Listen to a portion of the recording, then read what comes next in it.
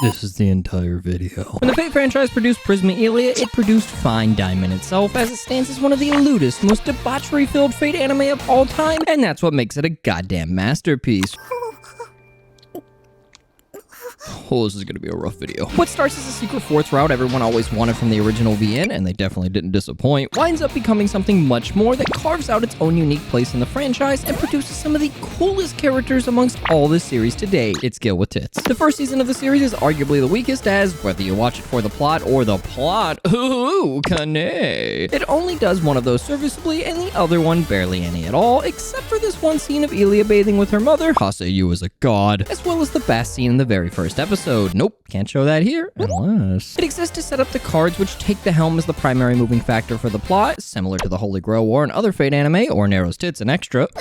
as well as why Illya is a magical girl in the first place, but most of it is rather dull with subpar animation and directing, save for a select few scenes. I love it when children fight. Wait, it's not the most interesting thing, and there's no fanservice, sakuga, or anything else to keep your attention in the meanwhile, and the only reason most people even started is because it's the quote-unquote good end to Fate Zero where everyone lives, and that's really the only thing it lives up to, as even the comedy falls flat in what is primarily supposed to be a comedy anime, but that's okay because I'm the joke. Fortunately, the anime greatly improves upon every front in its second season, as both sides of what people are here for, including Chloe's ass, are presented equally in an engaging plot revolving around Chloe's origins and what it means to be a living holy grail. It delves into a heartwarming and touching, no, not myself, it's not what it looks like, family moment about morality and how Illya and everyone else will accept her regardless of what she's supposed to be, thus in a way giving Illya the happy ending she never got originally, as you watch her then extend that to her other self, while at the same time presenting plenty of ass and titty. It's the type of show that wants you to feel emotion, but really wants you to feel a certain emotion. You have no idea how hard it was to get this in my pants. So that you don't get bored, as it knows who its primary audience is, yet it still manages to maintain what makes Fate Fate by telling a compelling character story, of which Season 2 specifically does perfectly, before tying it up neatly with an action-packed finale featuring some of the best animation the show has offered to date, as the girls fight against Bizet, is that my wife? Season 2's antagonist, and the way it ends is basically a perfect ending for the series, but Cunny sells, so we got two-way hers.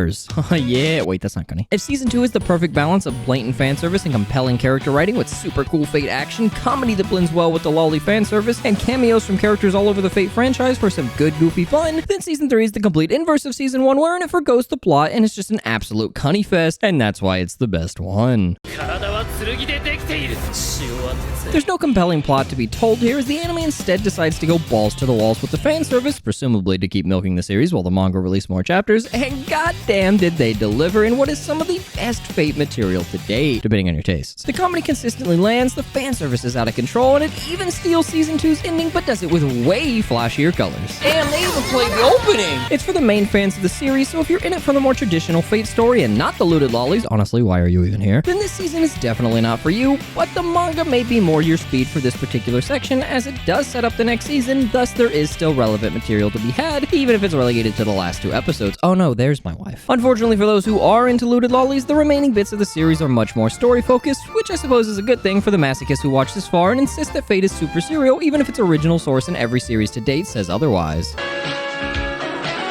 The story in Season 4, doesn't three-way mean three? It's still fantastic, and while the fan service is few and far between, what we do get is arguably better than what came before, and it's all in service of expanding on Miyu's story, her alternate world, and the truth behind the cards, and we get to see Shiro be the most badass he's ever been as a cherry on top. Fuck, that's cool! It's a fun romp with twists and turns that take this series from a cute girls doing lolly things with a plot behind it type of anime to an actual serious entry into the franchise that expands on the lore in a fun and interesting way, much better than the first season did, and while the writing isn't outstanding or anything, as you're not going to spend hours on end analyzing the philosophical outlook of the characters, so I'm a pedophile. The show isn't written to be that way in the first place, as it's intended to be easily digestible and understandable so that you can instead enjoy the spectacle it presents you with without ever having to think too hard about it, and it's nice that an entry written in such a way can exist in a franchise that's littered with characters waxing poetically about nothing. So does he want to fuck the giant girl or what?